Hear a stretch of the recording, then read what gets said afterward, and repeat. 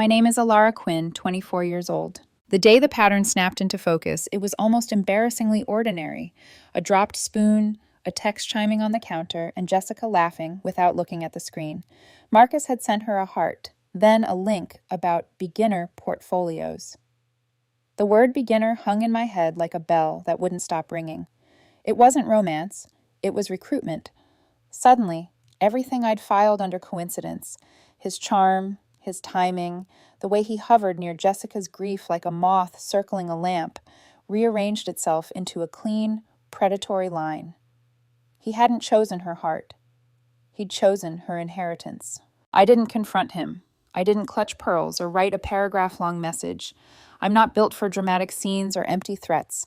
I'm built for spreadsheets and patience. So I did the least romantic thing a woman can do in a story like this. I started a ledger. I opened a fresh tab and labeled it with the date and one word, bait. At home, I began staging small performances. Loud calls with my sister on speaker where I casually mentioned how my portfolio had blown past projections, how I was considering a rental property, how my trust fund would vest at 25 and I was terrified of managing it alone. None of it true. All of it designed to sound like an unlocked door. The effect was immediate. Jessica, whose sweetness had cooled since she started seeing him, warmed like sugar in tea. She asked about index funds while drying a pan, wondered if I ever lent friends money for good opportunities, repeated Marcus's clever phrases about wealth velocity, like they were proverbs she'd grown up with. I watched, I listened, I documented. It helped that I knew the skeleton of this con from the inside out. I'm a forensic accountant. To most people, that sounds like I count other people's tragedies. Sometimes that's not far from the truth. We are the ones who trace how a tender word becomes a loan, becomes a signature, becomes an empty account. We chase the residue of trust. So when I looked at Marcus, I didn't see a boyfriend. I saw a set of methods with a face. I moved in quiet steps. I pulled my credit reports and locked them down. I asked my bank to flag any applications using my name or social. I created a private folder labeled with an innocuous emoji and started dropping in everything. Screenshots of his Venmo jokes, the way Jessica repeated his returns as if she'd felt them herself, timestamps of him arriving and leaving, the overlap between his visits and her financial nostalgia. My parents wanted me to feel safe, you know. Dad said the money was a cushion, not a cure. Safety is the oldest currency in the world. I hired a private investigator, Rebecca Chen, who once worked financial crimes for the Bureau and now had the sort of eyes that make liars itch. We met in a coffee shop that smelled like toasted almonds. She listened, asked for permission to be blunt, then asked it again. "You sure this isn't jealousy?" she said, deadpan. "I have to ask you on day one. It's my rule." "I'm sure," I said, and didn't blink. "Good," she said, and slid a small device across the table, matte and unremarkable. "This record's cleaner than your phone. Document as if a jury will need to understand it without knowing you. If he's what you think, he'll talk when he thinks you're about to be a door that opens." The more we pulled, the less he resembled a person, and the more he became a history of names. Marcus Thompson was a skin he wore here. Before this, he'd been Michael Torres. Before that, pieces of both. 7 years across 4 states. A parade of timing and grief. A woman after a funeral. A woman after a settlement. A woman after a lottery win who had no one to ask the boring questions. Sometimes he married them. Sometimes he didn't bother. The trail was a grim syllabus. Sarah Mitchell in Portland co-signed a loan for a food truck that never existed. 45,000 gone. Amanda Rodriguez in Denver married him and had her accounts emptied during their honeymoon. 60,000 wired away while she slept under a ceiling fan that clicked like a metronome. Jennifer Kim in Austin, sick and trying to hold a life together, watched her credit die in her name with cards she never opened, then lost her home trying to pay debts that were never hers. I read court notations, angry forum posts, the shortest emails you'll ever see. Please help. He is not who he says he is. They told me it's civil. I wish I could say the shock of it made me shake. It didn't. It made me still. I moved through the apartment like the eye of a storm, making tea, letting the kettle scream, letting Jessica talk. "Marcus says the market is about timing," she said one night, gnawing a nail until the skin blushed. And he says I have good instincts. Isn't that funny? He barely knows me, and he says that. He notices details, I said, and added the timestamp to my ledger. We had once been real friends, before the grief and the boyfriend with the easy laugh. She used to borrow my sweaters and bring them back folded with thank you notes tucked in the sleeves. Now she borrowed and forgot and called it sharing, and every time she did, I understood something that had nothing to do with sweaters. Predators taught her to normalize taking. She didn't know it yet. The first time Marcus sat across from me alone, he came with flattery. Jess says you're brilliant with numbers, he said, tapping the table like he was keeping time with himself. Scary brilliant. He smiled to soften the edge of it. He told me he'd been super lucky with crypto, a phrase that makes professionals laugh privately. He offered to set up a structure so I wouldn't have to stress about the trust vesting. He used words like guardrails and hands-off and family. I asked him to explain it like I was 5. He loved that. Men like him always do. Rebecca taught me how to nod like I believed in miracles and fill silence until the other person needed to decorate it with detail. I practiced. I said I was overwhelmed. I said I didn't want to make a mistake and lose my grandmother's legacy. He placed a hand on his heart. I'd never let that happen, he said, like a vow. In my head, I wrote, he has said this before. At night, when the hall light turned the apartment amber, I typed up notes. I described the scent of his cologne, the way Jessica's shoulders tensed when her bank app glitched, the terms he used that were designed to feel futuristic and inevitable. I recorded every conversation with the device Rebecca gave me and backed it up twice, once on a drive, once with a friend whose name doesn't belong in a document yet. I allowed myself one line in a private notebook that didn't sound like evidence. I will not let him rearrange her life into a cautionary tale. The more I studied him, the more I understood what made him effective. He didn't just go after money. He went after meaning. He told people what their money said about them, that they were smart, brave, loyal, future-minded. He built identities before he built accounts. Take that away, and the loss is not just financial, it's narrative. The victims either blamed themselves or defended him to avoid admitting their own story had been hijacked. I knew if I accused him now, Jessica would transform my caution into envy. I would lose her, and he would move to the next small town, the next woman with a fragile inheritance and a strong sense of shame. So I did something both cruel and merciful. I let him think he was winning. I broadened the bait. I worried aloud about tax implications. I wondered if offshore accounts were safer. I sprinkled in phrases like liquidity event and vesting schedule and maybe a small speculative slice, just enough to mirror his favorite words. He leaned forward, almost relieved, like a fisherman who'd finally felt the line go taut. He brought me paperwork, power of attorney drafts, and authorizations dressed up to look official. He told me it was all standard. I smiled like a lamb on a postcard and signed where he pointed with a pen that recorded every stroke. Meanwhile, Rebecca reached out to women he'd hurt, carefully worded messages on forums about financial abuse. We didn't ask them to relive everything. We asked for what a prosecutor would need. Dates, documents, deposits, withdrawals, texts that start sweet and end with instructions. We were patient. One by one, they responded. Their stories were terrible, and they were generous anyway. I coordinated with my bank to trace a credit card I never opened, but that existed in my name. $12,000 of curated invisibility, paid just enough to stay quiet on my reports. I built a binder most people would mistake for overkill, the kind you can drop on a table and end a room. When the pages grew too heavy for a standard clip, I used 2. Some nights I called a voice I trusted, someone who knows the anatomy of wire fraud better than anyone I've ever met. He never told me to be careful like I was a child. He told me to be specific. Document intent, he said softly. Jurors understand intent. We never talked long. We didn't have to.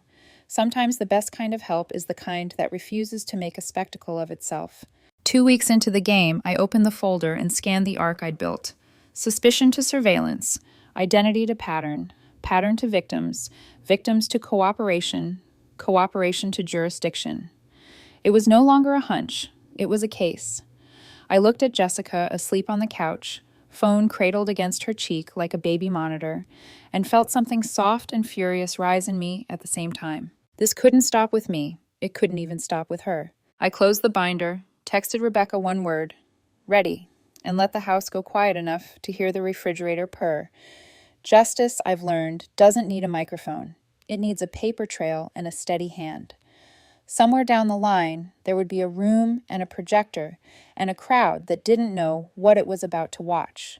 But first, there would be one more meeting at our kitchen table, one more smile, one more signature he thought he owned. I turned off the lamp and set my alarm with the small satisfaction of a plan that fits.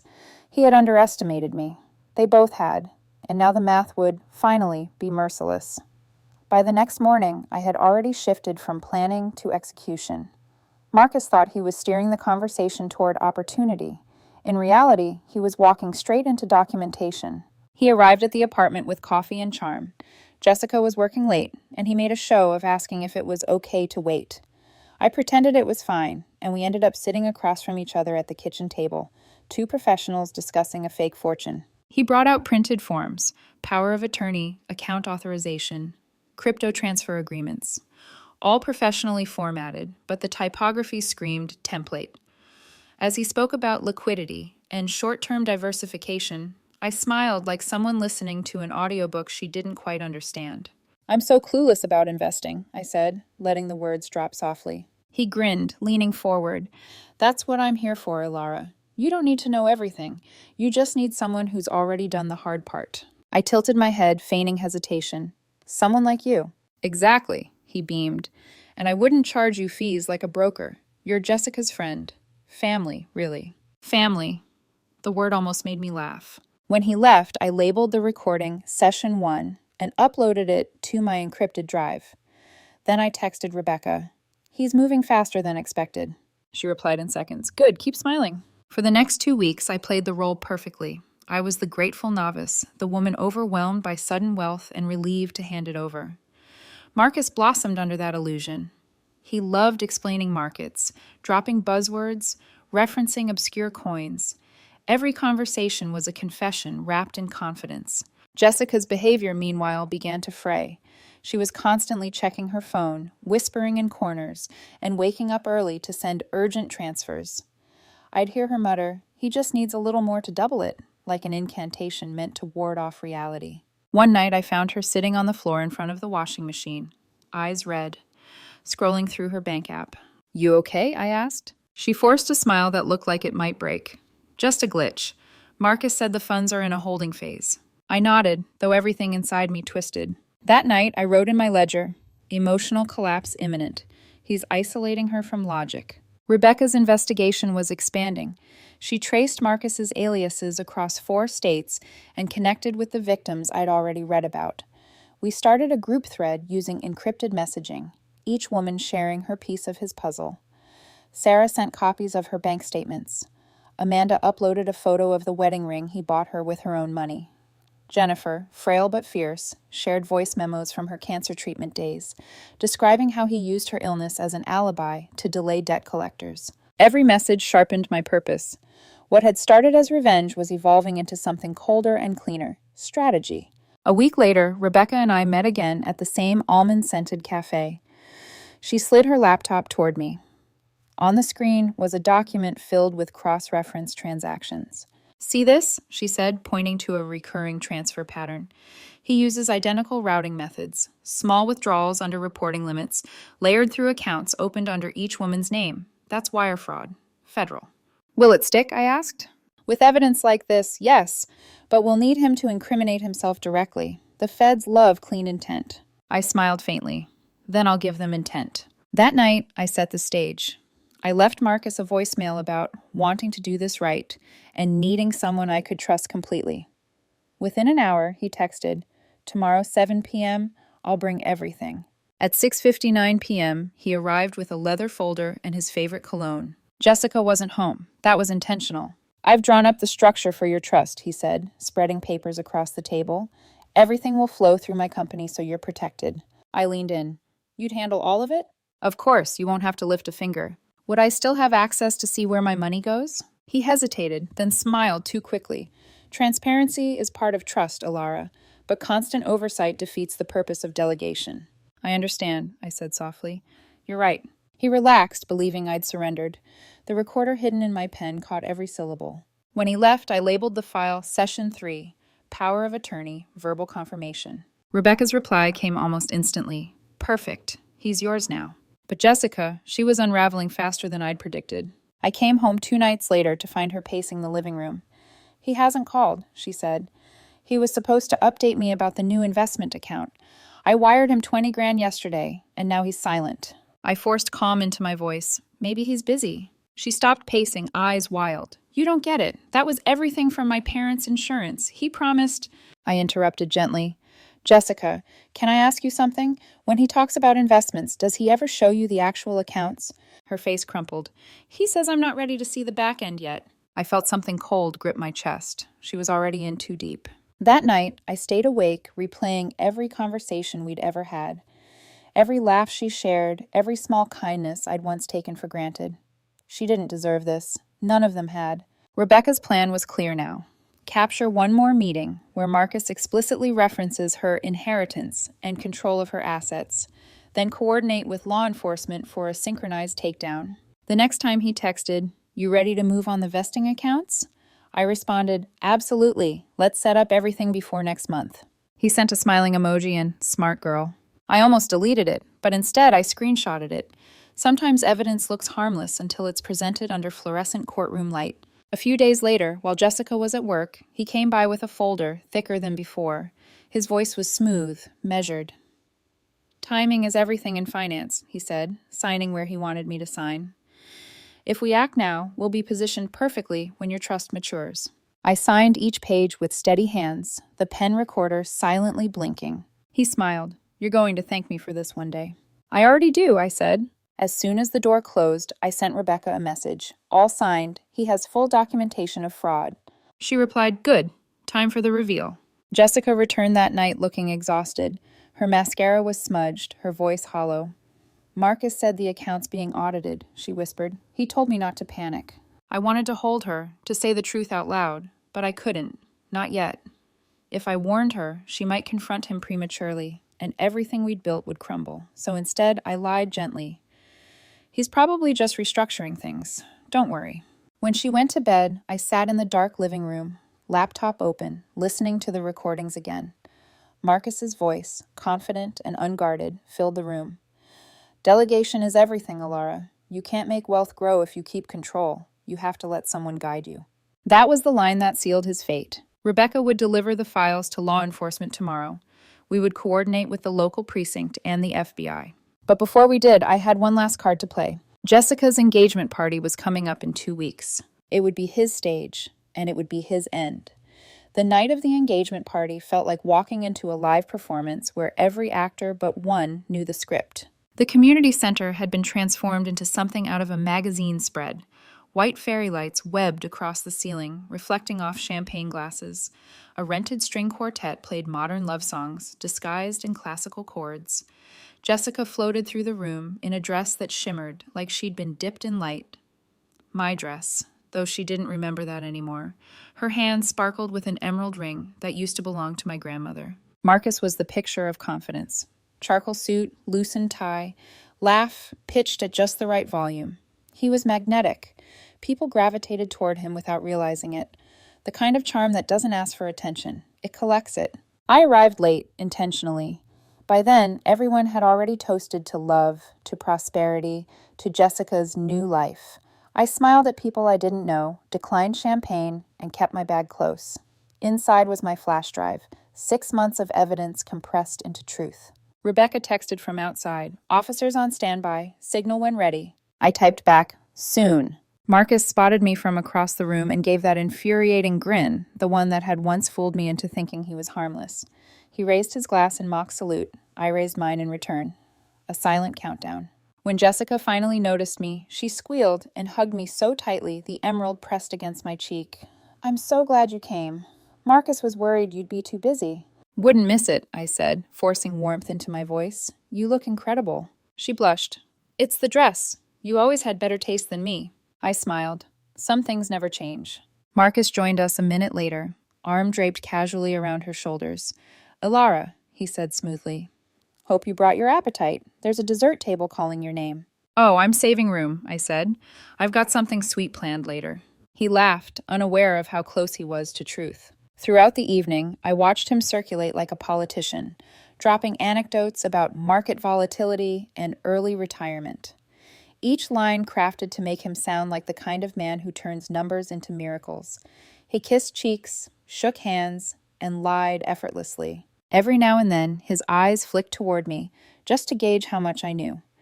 I made sure my expression stayed pleasant and slightly bored. When the time came for speeches, Jessica's brother tapped his glass, and the chatter softened. Marcus cleared his throat and began.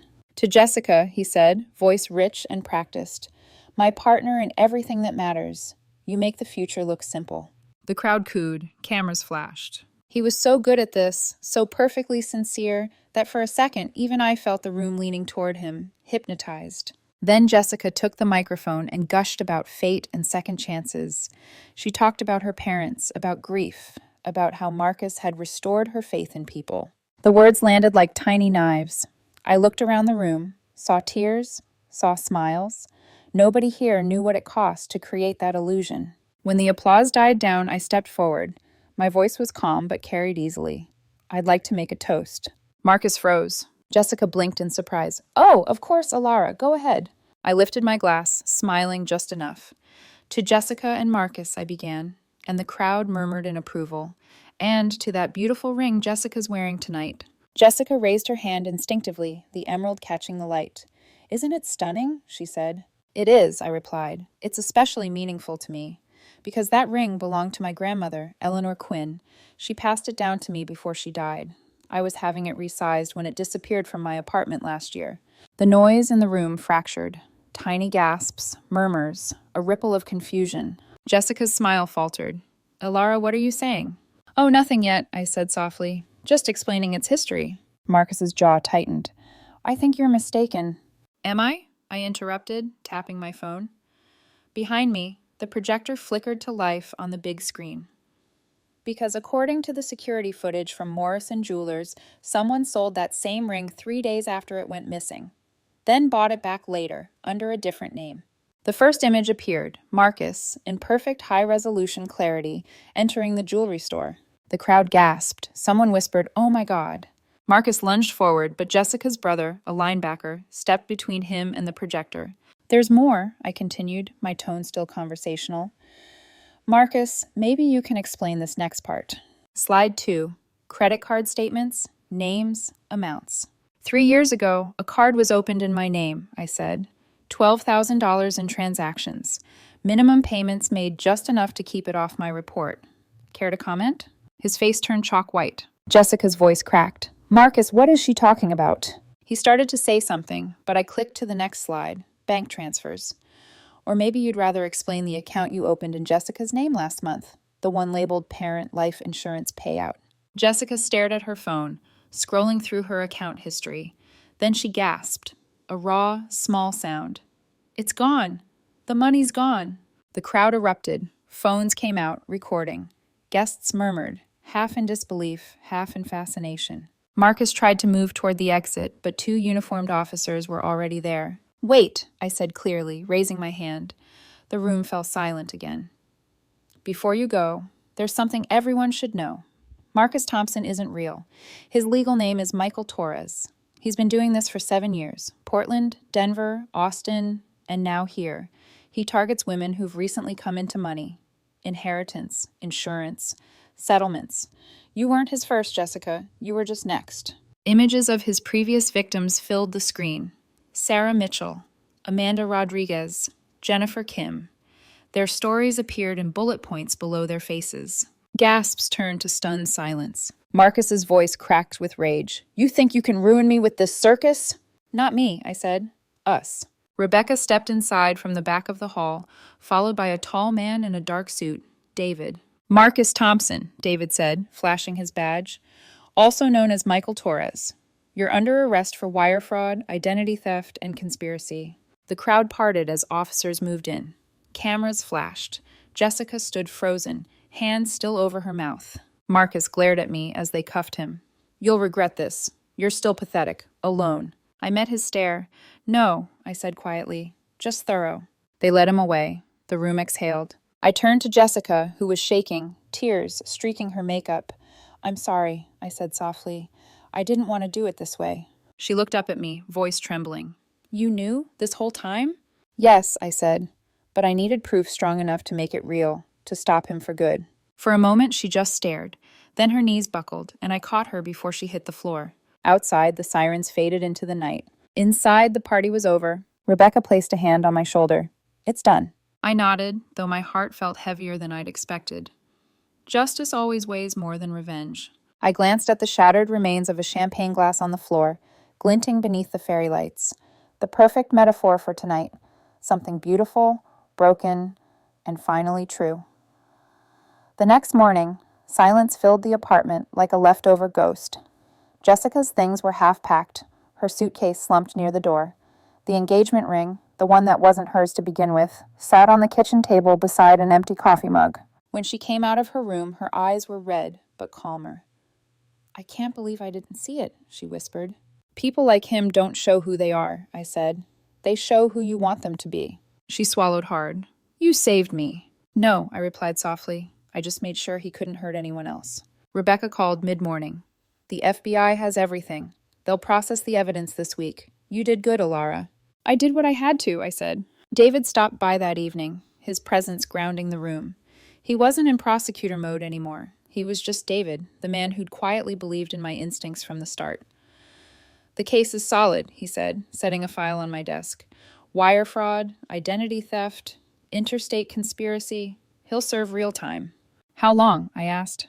"At least 12 years, maybe more if the victims testify." I nodded, exhaling for what felt like the first time in months. When the trial began, the courtroom was a collage of faces bound by the same story. Sarah, Amanda, and Jennifer testified with voices that trembled but never broke. Jessica sat beside me, her hand clenched around mine. Each woman painted a version of the same nightmare: the charm, the trust, the loss. Each time, Marcus, Michael, sat stone-faced, eyes flicking toward me only once, as if to say I'd ruined his masterpiece. David couldn't prosecute the case because of our connection, but his colleague, Assistant District Attorney Maria Santos, was relentless. She presented our evidence like a surgeon laying out instruments, precise, clinical, unshakable. When the verdict finally came, guilty on all counts, the sound in the courtroom was more exhale than applause. Marcus was sentenced to 12 years in federal prison, plus restitution to every victim. He didn't look back as they led him away. Afterward, outside the courthouse, Jessica hugged me. "I don't deserve your forgiveness," she said through tears. "You already have it," I replied. "We both survived him. That's enough." Over the following months, life began to rebuild itself piece by piece. Jessica moved back to her hometown and took a job with a nonprofit that helped victims of financial abuse. Sarah opened a small cafe in Portland. Amanda started teaching art classes for single mothers. Jennifer's health improved, and she began mentoring others navigating medical debt. We started a group chat called The Ledger. It began as mutual support but grew into something bigger, a network of women sharing information, warning others, helping new survivors rebuild. One evening, about a year later, I received a message from Jessica. "Thank you for saving my life. I'm helping other women now. Maybe that's what this was all for." I stared at the message for a long time before replying. "You saved yourself, Jess. I just turned on the light." David proposed 3 months after the sentencing. He did it quietly, in the restaurant where we'd had our first date. No grand gestures, no audience, just us. The ring he gave me was my grandmother's, restored, polished, and legally mine again. "How did you know I'd say yes?" I teased. He smiled. "Because you already trust me. That's rarer than love." For a while, everything was still, peaceful. But healing isn't cinematic. It's slow, repetitive, full of moments where memory sneaks up on you. Sometimes I'd hear a certain tone of voice in a meeting, a certain kind of confidence, and my stomach would tighten before my mind caught up. 2 months before our wedding, a letter arrived. Federal prison return address. Marcus, or Michael, had found religion. He wrote about forgiveness, about trauma, about wanting closure. The words were eloquent, practiced, manipulative, even on paper. I showed it to David over breakfast. "What do you think?" he asked. I think some people mistake forgiveness for access, I said, feeding the letter into the shredder. I can forgive him without inviting him back into my life. He smiled. That's my brilliant analyst. We got married in early spring. The morning light through the church windows turned everything gold. Jessica was there, sitting beside Rebecca. When she hugged me after the ceremony, she whispered, "He doesn't get to be the last chapter." No, I said, he never did. After the wedding, I founded the Ledger Foundation, a nonprofit dedicated to educating and protecting people from financial predators. Rebecca joined as a consultant. David handled legal strategy. Jessica ran survivor outreach. Within a year, we'd helped dozens of women recover stolen funds and rebuild credit destroyed by fraud. One evening, after a long day at the office, I found myself standing on my balcony, watching the city lights flicker. The noise below was alive, constant, indifferent. And yet, I felt calm. Sometimes I think about what would have happened if I'd acted too soon, if I'd confronted Marcus without proof. He would have vanished. Jessica would have lost everything, and the cycle would have continued. Patience had been my weapon, precision my shield. People say revenge is sweet. They're wrong. Revenge burns fast and leaves you hollow. Justice, though, it settles deep. It rewires the air around you. I touched my grandmother's ring, feeling its familiar weight. It had once symbolized loss, then betrayal, and now resilience. Justice had been served, not with rage, but with clarity. And clarity, I've learned, is the sharpest blade of all.